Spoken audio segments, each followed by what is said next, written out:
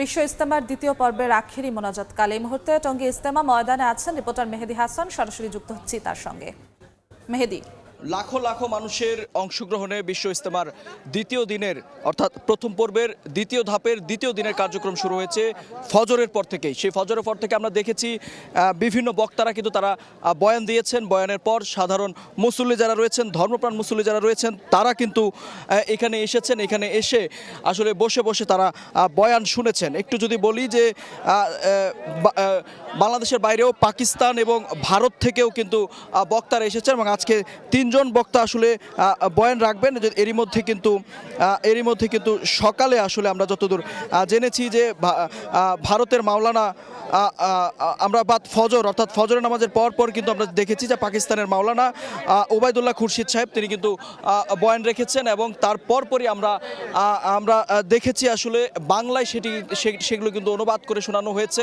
এই মুহূর্তে যদিও বিরতি চলছে, বিরতি অর্থাৎ কিছুক্ষণ পরই জোহরের আজান হবে। সে আজানের পর কিন্তু নামাজে অংশ নেবেন লাখো লাখো মুসল্লি।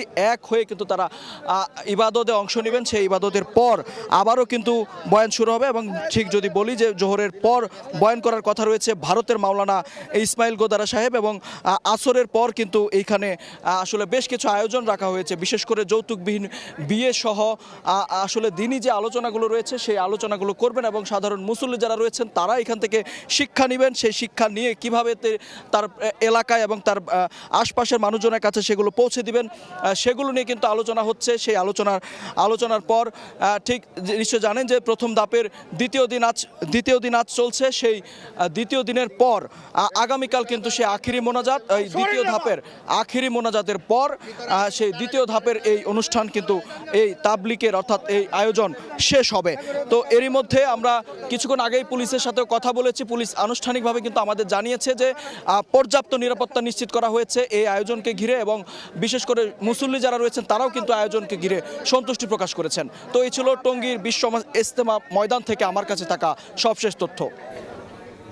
বিশ্ব ইজতেমার খবর জানাচ্ছিলেন সহকর্মী মেহেদী হাসান।